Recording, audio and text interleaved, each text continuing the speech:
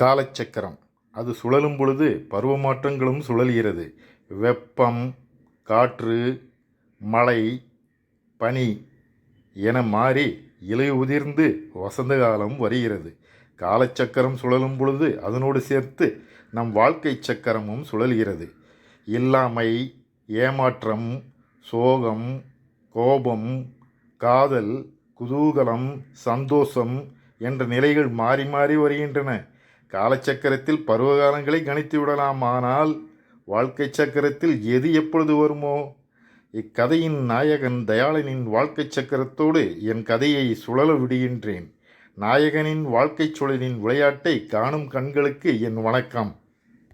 இவர் பெயர் ராஜரத்தினம். அந்த நகரத்திலேயே முக்கியமான பணக்காரர். குறுகிய காலத்தில் மிகப்பெரிய பணக்காரர் ஆனவர்.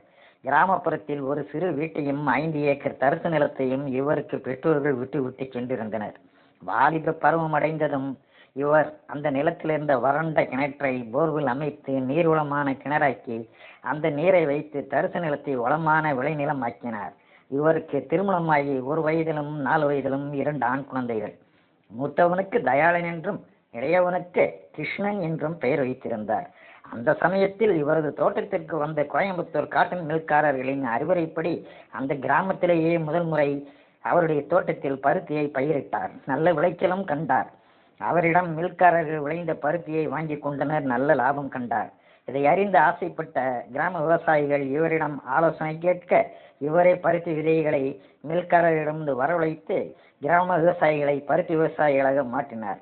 அது முதல் விவசாயிகளுக்கு விதை, உரம், பூச்சி மருந்து சப்ளை செய்யும் வியாபாரியாக மாறினார். காட்டன் மில்காரரிடம் பணம் கடனாக பெற்று அந்த சமயத்தில் விளையும் பருத்திகளை வாங்கி மில்லுக்கு அனுப்பும் ஏஜென்ட்டாக மாறினார். போட்டிக்கு ஆள் இல்லாததால் பணம் மிக குறுகிய காலத்திலேயே அவரிடம் மிகவும் சேர்ந்தது. அந்த பகுதியிலேயே பெரிய பணக்காரரானார். அந்த நகரில் பெரிய பருத்தி குடோனும் அமைத்தார்.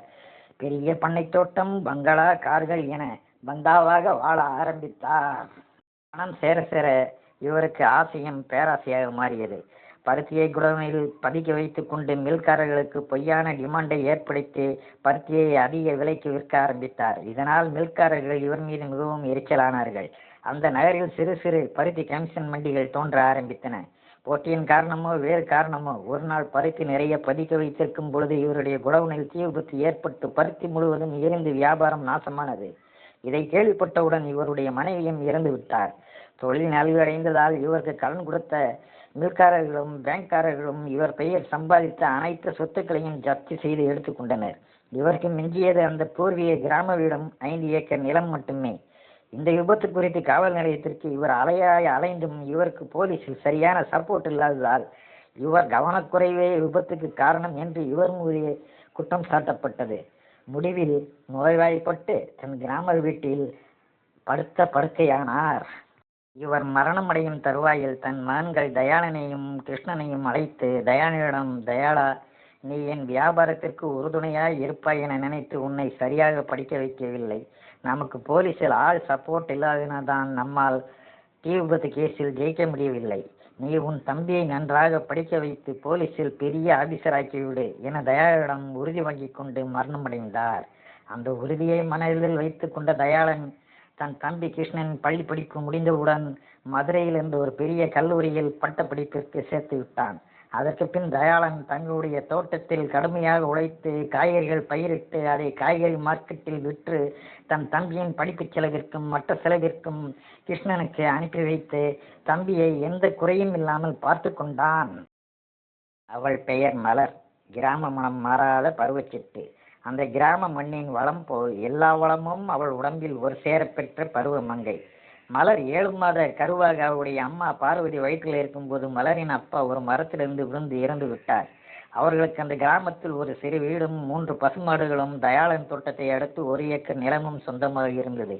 கணவன் இறந்த பிறகு பார்வதி மலரை பெற்றெடுத்து வைராகியமாக தோட்டத்தில் விவசாயம் செய்து கொண்டு மாடுகளை வளர்த்து பாலை விற்று தன் மகளை நல்ல விதமாக வளர்த்து வந்தாள். என்னதான் வயிற்றுப்பாட்டிற்கு கஷ்டமில்லாமல் வாழ்ந்தாலும் எந்த விதமான பட்டும் இல்லாமல் உறவினர் அரவணைப்பும் இல்லாமல் தாயும் மகளும் வாழ்ந்து வந்தார்கள். மலரும் வளர்ந்து இன்று பருவவாசலை அடைந்து விட்டாள். மலர் தன் செல்லமான குறும்புக்கார பசுமாட்டை பிடித்து கொண்டு மேய்ப்பதற்காக தன் தோட்டத்தை நோக்கி நடந்து வந்து கொண்டிருந்தாள். அந்த குறும்புக்கார பசுமாடு திடீரென திமிரிக்கொண்டு இவள் கைப்பிடியிலிருந்து நழுவி தார்மாராக ஓட ஆரம்பித்தது. மலரும் அதை நில்லு நில்லு என்று கத்திக்கொண்டே பசுமாட்டை துரத்தி கொண்டு ஓடினாள். வேகமாக ஓடிய பசுமாடு தயாளன் தோட்டத்திற்குள் தயாளன் வேலை செய்து கொண்ட இடத்தில் போய் நின்று கொண்டது. பசு அடுத்தவர்கள் தோட்டத்தில் இருக்கும் பயிற்செடிகளுக்குள் ஓடிவிட்டது. அதை பிடிக்கப் போனால் திட்டுவார்கள் என பயந்து அழுது கொண்டே அவள் வீட்டிற்கு அம்மாவிடம் ஓடி வந்தாள்.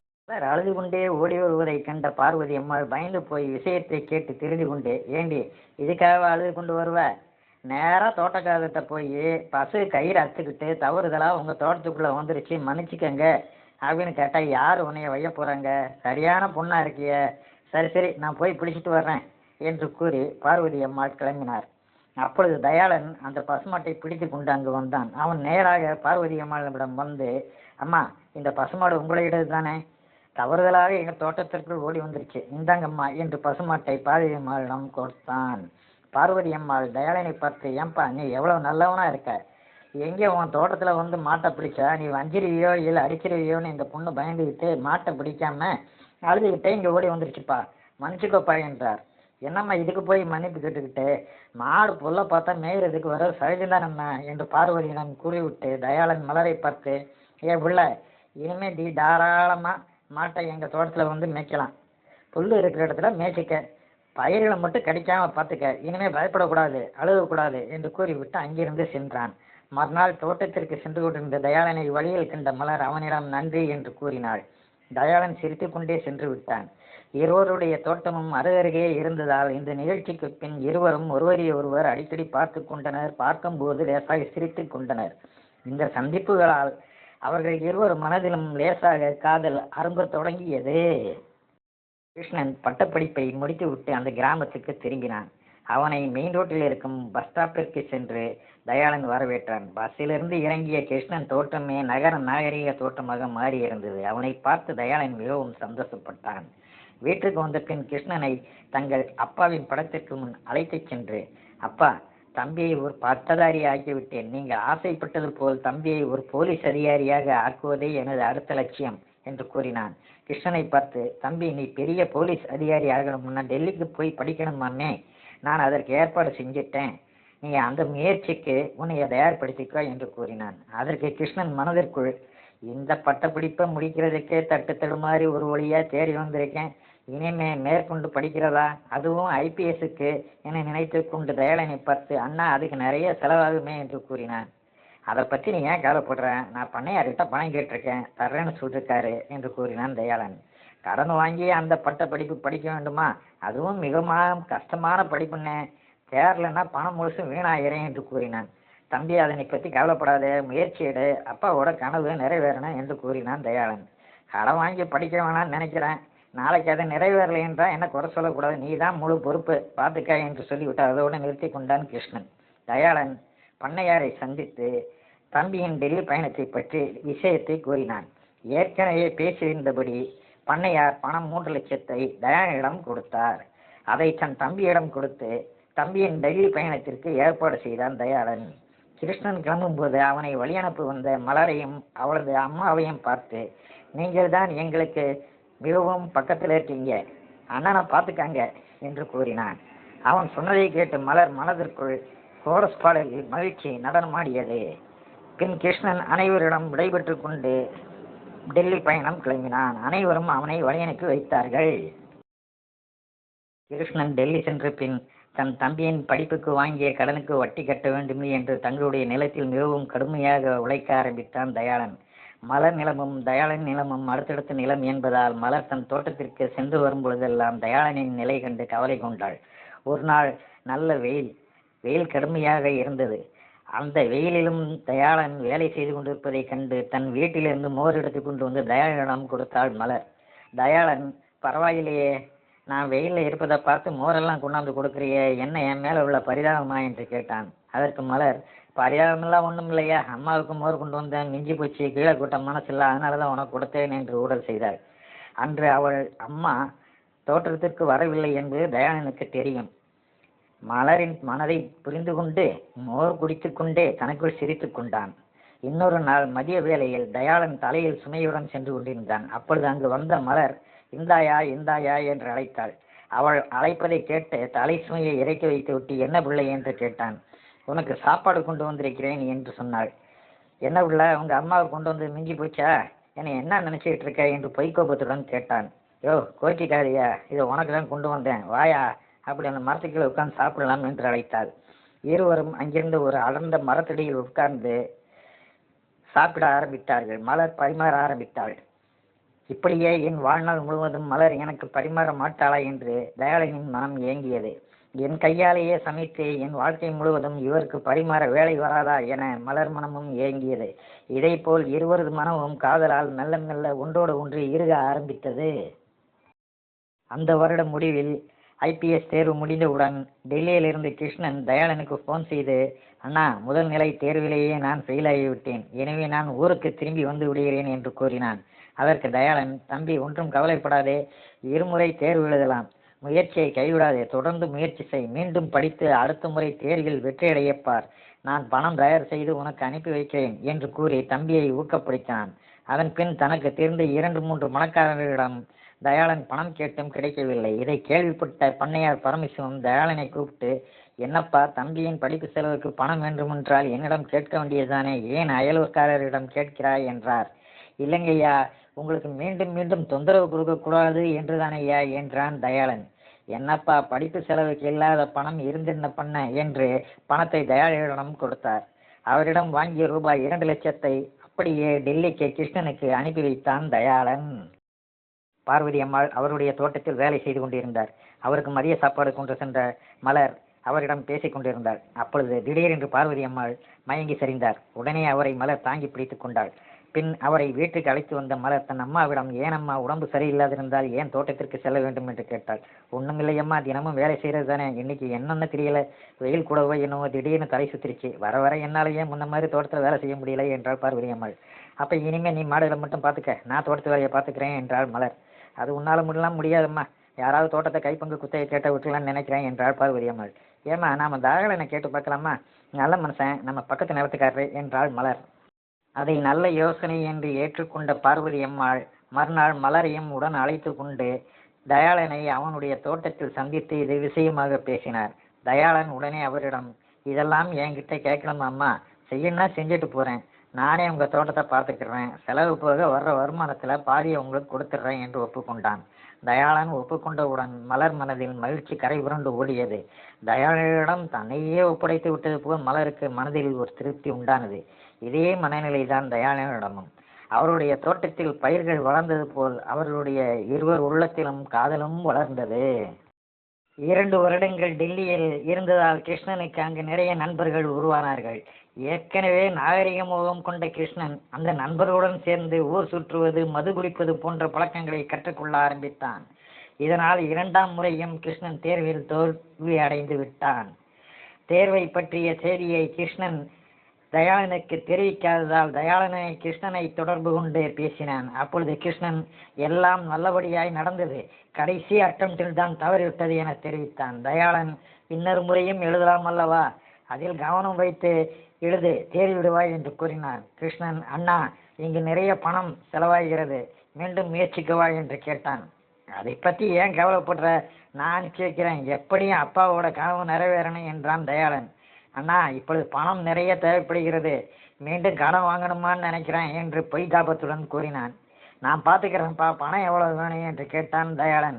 அண்ணா, எப்படியும் ஒரு 4 லட்சம் ரூபாய் தேவைப்படும் என்று கிருஷ்ணன் கூற, தயாளன் மீண்டும் பண்ணையார் பரமசிவத்தை சந்தித்து அவரிடம் 3 லட்சம் ரூபாய் கடன் பெற்று தன்னிடம் இருந்த 1 லட்சம் ரூபாயை சேர்த்து 4 லட்சம் ரூபாயாக தம்பிக்கு அனுப்பி வைத்தான். பண்ணையாரும் தயாளன் சரியாக வட்டி கொடுப்பதால் பணம் கேட்டவுடன் கொடுத்து விட்டார். இதோடு சேர்த்து தன் தம்பியின் படிப்புக்கு என பண்ணையார் வசம் தயாளன் 8 லட்சம் ரூபாய் கடன் பெற்று விட்டான்.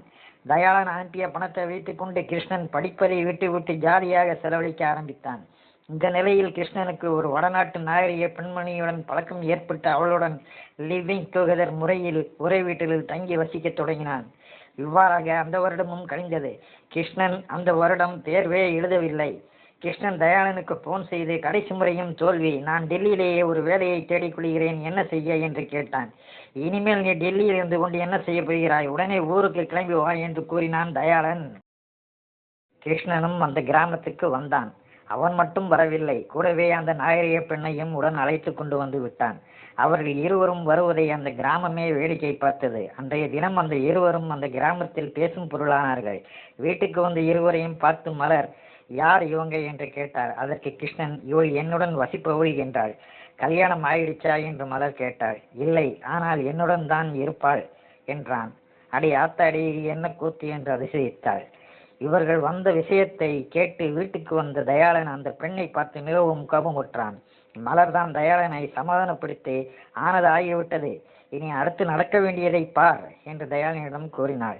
தயாளன் அவர் இருவரையும் அழைத்து, சரி, நீ அந்த பெண்ணை அழைத்து கொண்டு வந்து விட்டாய், அந்த பெண்ணின் பெற்றோரை வரச்சொல், நான் அவர்களிடம் சம்மதம் பெற்று உங்களுக்கு திருமணம் செய்து வைக்கின்றேன் என்று கிருஷ்ணனிடம் கூறினான் தயாளன். அவர்களெல்லாம் இங்கு வரமாட்டார்கள், நாங்கள் இருவருமே லிவிங் டுகெதராக வாழ்பவர்கள், நாங்கள் அப்படியே வாழப் போகிறோம், நீ எங்கள் விஷயத்தில் தலையிடாதே என்றான் கிருஷ்ணன். அவன் பேச்சால் மிகவும் வருத்தமுற்ற தயாளன் இது விஷயமாக மலரிடம் பேசினான். நீ கிருஷ்ணனை உங்கள் அப்பாவின் படத்தின் முன் நிறுத்தி கல்யாணம் செய்து கொள்ளச் சொல்லி சத்தியம் வாங்கு என்றாள் மலர். ஆனால் விஷயமோ விபரீதமானது. அவர்களது அப்பாவின் படத்தின் முன்று கிருஷ்ணன் கல்யாண விஷயமாக பேச, கிருஷ்ணனோ, நான் அந்த பெண்ணை அழைத்து கொண்டு பட்டணத்தில் வாழப்போகிறேன், எனவே சொத்தில் என் பாகத்தை பிரித்து கொடு என்றான். என்னடா நீ இப்படி பேசுகிறாய், அப்பாவிடம் நான் கொடுத்த வாக்குறுதி என்னாவது என்றான் தயாளன். என்ன பெரிய அப்பா, அப்பாவா, நகரத்திலேயே பெரிய பணக்காரராக இருந்து அவ்வளவு சொத்தையும் தொலைச்சிட்டு இப்படி நம்மளை இந்த கிராமத்தில் அல்லாட விட்டவர் தானே அவரு, அவரை பற்றி பேசாதே, இப்போ மிஞ்சி இருக்கிற சொத்துல என் பாகத்தை பிரித்து கொடுத்த பார் என்றான். அது எப்படி பிரிக்க முடியும், உன் படிப்புக்காக வாங்கிய கடனை கட்டினாதான சொத்தையை பிரிக்க முடியும் என்றான். நானா கடன் வாங்க சொன்னேன், ஆரம்பத்திலேயே கடன் வாங்காதே என்றேன், நீயாக கடன் வாங்கினால் அதற்கு நானா பொறுப்பாக முடியும் என்று தன் பாகத்தை பிரித்து கொடுக்கும் வழியை பார் என்று கோபமாக கத்தி விட்டு சென்றான் கிருஷ்ணன். பின் கிருஷ்ணன் அந்த நாகரிக பெண்ணையும் உடன் அழைத்து கொண்டு பண்ணையார் பரமசிவத்தை சந்தித்து, ஐயா, நான் உங்களிடம் எந்த கடனும் வாங்கவில்லை, அண்ணன் உங்களிடம் வாங்கிய கடனுக்கும் எனக்கும் எந்த சம்மந்தமில்லை, என்னிடம் கேட்கக்கூடாது என்று கூறிவிட்டு வந்தான். அதன் பின் மலரையும் அவளது அம்மாவையும் வீட்டிற்கு வரவழைத்து அவர்கள் முன்னிலையில் தயாளனிடம் பேசினான் கிருஷ்ணன்.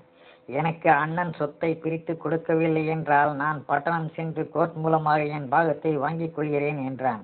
அதற்கு தயாளன், கோர்ட்டுக்கெல்லாம் போய் அசிங்கப்பட தேவையில்லை, ஊர் பஞ்சாயத்தார் முன்னிலையிலேயே சொத்தை பிரித்து கொள்ளலாம் என்று பாக பிரிவினைக்கு சம்மதித்தான். ஊர் பஞ்சாயத்து கூடியது. பஞ்சாயத்தில் கிருஷ்ணன் தயாளன் வாங்கிய கடனை தான் ஏற்றுக்கொள்ள முடியாது என்று வாதாடினான். சொத்து பிரிக்காமல் இருக்கும் பொழுது யார் கடன் வாங்கினாலும் கடன் பொதுதான் என்று பஞ்சாயத்தார் கூறியும் கிருஷ்ணன் சம்மதிக்கவில்லை. முடிவில் தயாளன் கடனை தானே ஏற்றுக்கொண்டு நிலத்தை சரிபாகமாக பிரித்து 2 ஏக்கரை கிருஷ்ணனுக்கு பிரித்து கொடுத்தான். அந்த பாக பிரிவினில் வந்த நிலத்தை பணம் உடனே தேவை என்று ஒரு பணக்காரரிடம் பாதி விலைக்கு விற்று பணமாக்கி கொண்டு அந்த நாகரிக பெண்ணையும் உடன் அழைத்து கொண்டு அந்த கிராமத்தை விட்டு பட்டணம் கிளம்பினான் கிருஷ்ணன். அதன் பின் தயாளனை அழைத்த பண்ணையார், தயாளா, உன்மேல் நம்பிக்கை இல்லாமல் இப்படி பேசுகிறேன் என்று நினைக்காதே, இப்பொழுது உனக்கு நிலம் பாதியாகிவிட்டது, ஆனால் வாங்கிய கடன் உனக்கு அப்படியே இருக்கிறது, என் வீட்டிலும் ஒரு மாதிரியாக சங்கடப்படுகிறார்கள், எனவே நீ உன் நிலத்தை எனக்கு அடமான பத்திரம் எழுதி கொடு, நிலத்தை நீயே உழவுடைப்பார், 3 வருடத்தில் என்னிடம் வாங்கிய பணத்தை கொடுத்துவிட்டு நில அடமான பத்திரத்தை மீட்டுக்கொள் என்றார். தயாளனும் அதற்கு சம்மதித்து பண்ணையாருக்கு நிலத்தை அடமானப்படுத்தி கொடுத்து விட்டு தொடர்ந்த நிலத்தில் விவசாயம் செய்ய ஆரம்பித்தான். அந்த முறை மலருடைய தோட்டத்தில் தயாளன் பயிர் செய்து விளைந்ததில் கிடைத்த லாப பணத்தில் அவருடைய பங்கை கொடுப்பதற்காக மலருடைய வீட்டிற்கு சென்று தயாளன் அந்த பணத்தை மலரின் அம்மாவிடம் கொடுத்தான். பார்வதி அம்மாளும் அதை பெற்றுக்கொண்டு, தம்பி, நாங்களாக விவசாயம் செய்யும் பொழுது இவ்வளவு பணம் எங்களுக்கு கிடைக்கவில்லை, மிக்க மகிழ்ச்சி என்றார். பின் தயாளனை பார்த்து, தம்பி, மலருக்கும் வயசாகி கொண்டே போகிறது, என் கணவர் இருந்த பின் இந்த ஊரில் எங்களுக்கு இருக்கும் உறவினர்கள் யாரும் எங்களுடன் ஒட்டவில்லை, ஒத்தாசையும் இல்லை, தம்பி, நீயே மலருக்கு ஒரு நல்ல வரனாக பார் என்றார். அம்மா, நான் ஒன்று சொன்னால் தப்பாக எடுத்துக்கொள்ளக்கூடாது, எனக்கும் இப்பொழுது உறவு என்று சொல்ல யாரும் இல்லை, எனக்கு நல்லது கெட்டது என்றால் நீங்கள் தான் வருகிறீர்கள், மலருக்கு இஷ்டம் என்றால் மலரை நானே திருமணம் செய்து கொள்கிறேன் என்றாள். மிகுந்த மகிழ்ச்சி அடைந்த பார்வதி அம்மாள் மலரை பார்த்தார். அதை கேட்டு உள்ளம் சந்தோஷத்தில் பூரித்து போன மலர் தன் அம்மாவை பார்த்து, அம்மா, இவர் எனக்கு வாழ்க்கை துணையாக கிடைப்பது நான் செய்த பூர்வ புண்ணியம். எனக்கு இவரை திருமணம் செய்து கொள்ள பரிபூர்ண சம்மதம் என்று சம்மதம் தெரிவித்தாள். மூவர் உள்ளத்திலும் ஒரு நிம்மதியான காற்று வீசியது. அதன் பின் தயாளனும் மலரும் வழக்கமாக சந்திக்கும் மரத்தடியில் அமர்ந்து தங்களது எதிர்கால வாழ்க்கையை பற்றி பேசலானார்கள்.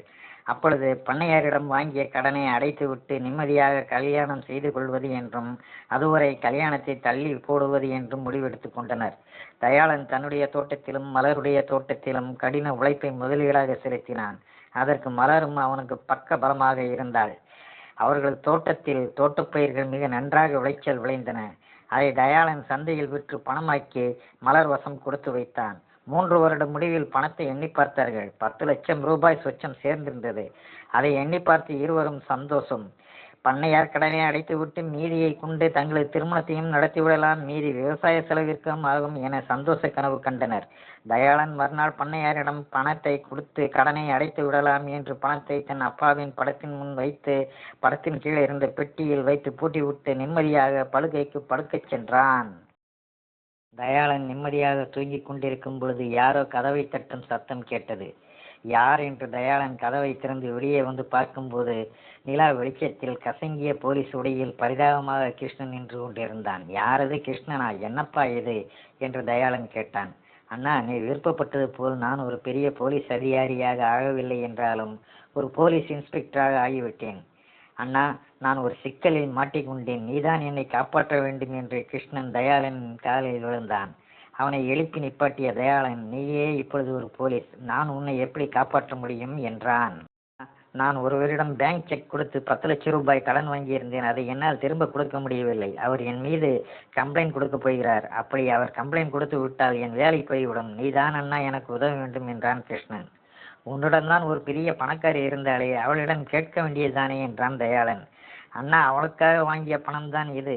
அதை எடுத்துக்கொண்டு அவள் ஓடி போய்விட்டாள். அதற்கு நான் என்னப்பா செய்ய முடியும்? இப்பொழுதுதான் என் வாழ்க்கையில் நிம்மதி ஏற்பட்டிருக்கிறது, அதையும் கெடுக்க பார்க்கிறாயா என்றான் தயாளன். அண்ணா, அந்த நாகரிக பேயால் என் வாழ்க்கையே போச்சு. இப்போ நான் இந்த பணத்தை திரும்ப கொடுக்கலைன்னா என் வேலையும் போயிடும். நீயே எனக்கு உதவலைன்னா எனக்கு வேற வழி தெரியல. இந்த துப்பாக்கியால் என்னை நானே சுட்டுக்கிட்டு சாக போகிறேன். நீயே என்னை அடக்கம் பண்ணிடு என்று தன்னிடமிருந்த துப்பாக்கியால் தனியே சுட்டுக்கொள்ள முயன்றான் கிருஷ்ணன். என்னப்பா அது? துப்பாக்கியெல்லாம் எடுத்துக்கிட்டு அந்த துப்பாக்கியை இப்படி குழி என்று கிருஷ்ணன் கையில் துப்பாக்கியை பிடுங்கினான் தயாளன். பின் பெட்டி சாவியை கிருஷ்ணன் கையில் கொடுத்த தயாளன், தம்பி, அப்பா படத்தை கீழே பெட்டியில பணம் இருக்கு, எடுத்துக்க என்றான். பெட்டியில் இருந்த பணத்தில் 10 லட்சத்தை எடுத்துக்கொண்டு வெளியே வந்த கிருஷ்ணன் தயாளனை பார்த்து, அண்ணா, இந்த உதவியை நான் என்றும் மறக்க மாட்டேன், நன்றி அண்ணா என்றான். நன்றியெல்லாம் இருக்கட்டும்பா, இனிமேலாவது பார்த்து விளைக்கும் வழியை பார் என்று கிருஷ்ணனை அனுப்பி வைத்தான். சரி, இனிமேல் நான் என்னதான் செய்ய போகிறேன் என்று கிருஷ்ணன் சென்று வழியே குழப்பத்துடன் பார்த்து கொண்டிருந்தான் தயாளன். மறுநாள் காலையில் பண்ணையாரை அவர் வீட்டில் சந்தித்த தயாளன் அவரிடம் அவருக்கு தர வைத்திருந்த பணத்தை அவன் தம்பி வாங்கி சென்ற விபரத்தை கூறி, உங்களுக்கு பணம் தர இன்னும் சிறிது காலம் அவகாசம் கொடுங்கள் என்று கேட்டான். அதை கேட்ட பண்ணையார், சரியான விவரம் இல்லாத ஆளாக இருக்கிறையே, ஒரு முறைப்பட்டது போதாதா? சரி வா, உன் தோட்டத்திற்கு போகலாம், அங்கு வைத்து பேசிக்கொள்ளலாம் என்று கோபமாக கூறி தயாளனை அவனது தோட்டத்திற்கு அழைத்து கொண்டு சென்றார். அங்கு, தம்பி, இங்கே பார்ப்பா, நீ நல்லவன், பணத்தை நல்லபடியாக திருப்பி கொடுத்துருவேன்னு தான்ப்பா இவ்வளோ நாள் சும்மா இருந்தேன். நீ மறுபடியும் ஏமாந்தேன்னா நான் என்னப்பா செய்ய முடியும்? எங்கள் வீட்டில் பதில் சொல்ல முடியாது. இன்னையிலேருந்து உன்னோட நில அனுபவத்தை நாங்கள் எடுத்துக்கிறோம், நாங்களே உங்கள் நிலத்தில் விவசாயம் பண்ணிக்கிறோம். இன்னும் கூட ஒரு 5 வருஷம் டைம் கொடுக்குறேன். அதுக்குள்ளே ஏதாவது பணம் வந்து நிலத்தை திரும்ப வாங்கிக்க. முடியலன்னா நிலத்தை எங்களுக்கு கிரயம் பண்ணி கொடுத்துரு. நிலத்தை நாங்கள் எடுத்துக்கிட்டேன்னு கவலைப்படாத. நீ வேற எங்கேயும் போக வேணாம், உன் நிலத்திலேயே வேலை செய்ய, அதுக்குண்டான சம்பளத்தை வாங்கிக்க. எனக்கு வேற வழி தெரியலப்பா, தப்பா எடுத்துக்காதே என்று கூறினார். யோசித்து பார்த்த தயாளன் வேறு வழி இல்லை என்பதை புரிந்து கொண்டு அதற்கு சரி என்று கூறிவிட்டு மலரின் வீட்டை நோக்கி நடந்தான். மலர் வீட்டுக்கு வந்த தயாளன் அவர்களிடம் முதல் நாள் தம்பி வந்து பணம் வாங்கி சென்ற விஷயத்தையும் பண்ணையார் கூறிய விஷயத்தையும் கூறினான். அதை கேட்டு மலர் அழுதாள். பின் அவள் தயாளனை பார்த்து, ஏன் நீங்கள் பண்ணையாரிடம் உங்கள் தோட்டத்திலேயே கூலி வேலை செய்ய வேண்டும்? எங்களிடம் நிலம் இருக்கிறது, மாடுகள் இருக்கிறது, அதை வைத்து பிழைத்துக் கொள்வோம் என்றாள். வேண்டாம் மலர், என்னோட துரதிஷ்டம் உங்களுக்கும் வேண்டாம். நகரத்திலேயும் ஊர்லேயே எவ்வளவோ சொத்து இருந்து எல்லாம் போச்சு. இப்போ இருக்கிற நிலமும் போக போகுது. இனிமே என்னால் உங்கள் சொத்தும் பறி போகணுமா? ஊரில் இருக்கிறவங்க ஒரு மாதிரி பேசுவாங்க மலர். நான் உன்னைய கல்யாணம் பண்ணிக்கிட்டு உன்னைய கஷ்டப்படுத்தணுமா?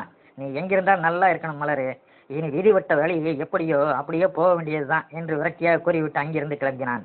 அன்று முதல் அவன் தோட்டத்தில் அவனே ஒரு கூலி வேலையாளாக மாறி ஆட்களோட ஆட்களாக கூலி வேலை செய்ய ஆரம்பித்தான். அப்படி வேலை செய்து கொண்டிருக்கும் போது ஒரு நாள் பார்வதி அம்மாள் தயாளனை தேடி அவன் வேலை செய்து கொண்டிருக்கும் இடத்திற்கு வந்தார். அவனை தனியாக அழைத்து கொண்டு சென்று பேசினார். தம்பி, இந்த ஊர்ல எங்களுக்கு ஒத்தசைக்கு யார் இல்லைன்னு உனக்கு தெரியும். உன் நிலைமையும் இப்படி ஆயிடுச்சு. மலரோட நிலைமையும் கேள்விக்குறி ஆயிடுச்சு. மலரோட அப்பா சாகும்போது மலர் என் கருவில் இருந்தாப்பா. அவளை பெற்று வளர்த்து நான் பட்ட கஷ்டம் அவள் பற்றக்கூடாதுன்னு தான்ப்பா இத்தனை வருஷம் அவளை பூ போல காப்பாற்றிட்டு வரேன். அவளை வாழ விட்டுறக்கூடாதுப்பா. இனி நாங்கள் இந்த ஊரில் இருந்தா உங்கள் விஷயம் கேள்விப்பட்டவங்க எங்களை சும்மா விட மாட்டாங்க. மலருக்கும் வயசாகிக்கிட்டே போகுது. இனிமே மலர் உனக்காக காத்திருக்க முடியுமாப்பா? நீயே யோசிச்சுப்பாரு. அதனால் டவுனில் என்னோட ஒன்று விட்ட அண்ணன் இருக்கார். அவரோட மகன் ஒரு கம்பெனியில் வேலையில் இருக்கான். அவனுக்கு மலரை கல்யாணம் பண்ணி கொடுக்க சொல்லி கேட்குறாங்க. இங்கே இருக்கிற நில மாடுகளை விற்க ஏற்பாடு செஞ்சுட்டேன். டவுனுக்கு போயிடலான்னு நினைக்கிறேன். நான் பட்ட கஷ்டம் மலர் பற்றக்கூடாதுப்பா. நீ என்னப்பா சொல்கிற என்று கேட்டார். அம்மா, நீங்கள் எடுத்த இந்த முடிவுதாம்மா நல்ல முடிவு. மலர் என் கூட இருந்தால் தினமும் கஷ்டப்படணும். மலர் எங்கிருந்தாலும் நல்லபடியாக சந்தோஷமாக இருக்கணும். அதனால் நீங்கள் நினச்ச மாதிரியே செஞ்சிருங்கம்மா. எனக்கு எந்த வருத்தமும் இல்லை என்று துயரடைக்க கூறினான் தயாளன். ரொம்ப நன்றிப்பா. இந்த விஷயத்தை மலர்கிட்ட நீதான்ப்பா சொல்லி அவளை சம்மதிக்க வைக்கணும் என்று கேட்டுக்கொண்டார். அவள் சந்தோஷம்தான் ஏன் சந்தோஷம். அவளை எப்படியாவது சம்மதிக்க வைக்கிறேன், நீங்கள் கவலைப்படாமல் போங்கம்மா என்று பார்வதி அம்மாளை அனுப்பி வைத்தான். எப்பொழுதும் அவர்கள் சந்திக்கும் மரத்தடியில் மலரும் தயாளனும் சந்தித்தனர். தயாளன் மலரிடம் விஷயத்தை மெதுவாக கூற, என்ன அர்த்தத்தில் நீ இப்படி பேசுகிற? உன்னை மனசில் வச்சுக்கிட்டு இன்னொருத்தனோட வாழ்றதா? அதுக்கு என்னை சாக சொல்லு, நான் செத்து போகிறேன் என்றாள். மலர், ஒரு நிமிஷம். நீ உன்னோட சந்தோஷத்தை மட்டும்தான் பார்க்குற. உன் அம்மா நிலைமையை நினச்சி பார்த்தியா? ஏறக்குறைய உன்னோட வயசில் உங்கள் அம்மா இருக்கும்போது உன் அப்பா இறந்து போயிட்டாங்க. அப்போ நீ அவங்க வயிற்றில் இருந்த. உங்கள் அம்மா அப்பா அவங்க சந்தோஷத்தை மட்டும் நினச்சிருந்தா உன்னை கருவிலேயே கழிச்சிட்டு அவங்க இன்னொரு வாழ்க்கையை ஏற்றுக்கிட்டு சந்தோஷமாக வாழ்ந்திருப்பாங்க. ஆனால் அவங்க அப்படி செய்யலை. உன்னை பெற்று எடுத்து இது நாள் வரைக்கும் கஷ்டப்பட்டு ஒரு சன்னியாசி போல உன்னைய காப்பாற்றிட்டு வர்றாங்க. அப்படிப்பட்ட தாயை நீ சந்தோஷமாக பார்த்துக்க வேண்டியது உன் கடமை இல்லையா? உன்னோட சுயநலத்தை நினைக்காம அவங்கள சந்தோஷமாக கவலைப்படாமல் பார்த்துக்க. அப்படி நீ நடந்தாதான் நான் சந்தோஷப்படுவேன் என்று ஒரு வழியாக பேசி மலரை பட்டணம் செல்ல சம்மதிக்க வைத்தான். வீடு, நிலம், மாடு கன்றுகளை விட்டுவிட்டு அந்த கிராமத்தை விட்டு கிளம்பினார்கள் மலரும் பார்வதி அம்மாளும். அவர்கள் செல்வதை அவர்களது உறவினர்கள் ஏளனமாக பார்த்து கொண்டிருந்தார்கள். ஆனால் தயாளன் மட்டும் ஊசி குத்திய நெஞ்சாக மலர் செல்வதையே பார்த்து கொண்டிருந்தான் நடைபெறமாக. ஆம், அவனுடைய உயிர் அந்த வண்டியில் அல்லவா போய்கொண்டிருக்கிறது. காலத்தின் கோலத்தை பாருங்கள். தன்னுடைய தோட்டத்திலேயே தன்னையே ஒரு கூலி வேலைக்காரனாக மாற்றிக்கொண்டான் தயாளன்.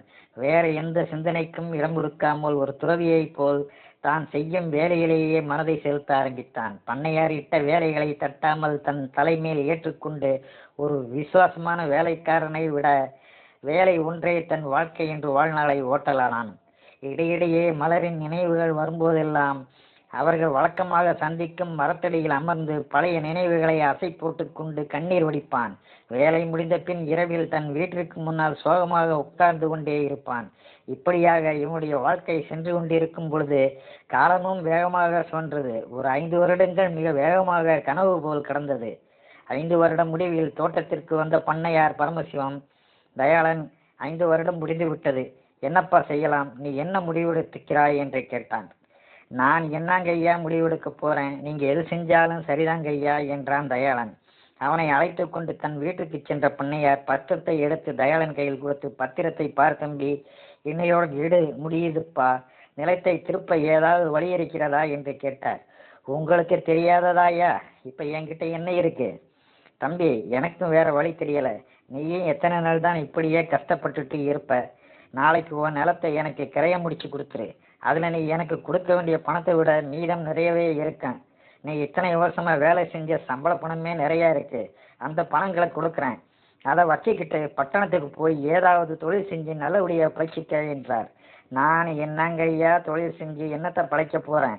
உங்கள் கடன் போக மீதி பணத்தை வழியற்ற ஆதரவற்ற பெண்களுக்கு கொடுத்துடுங்க.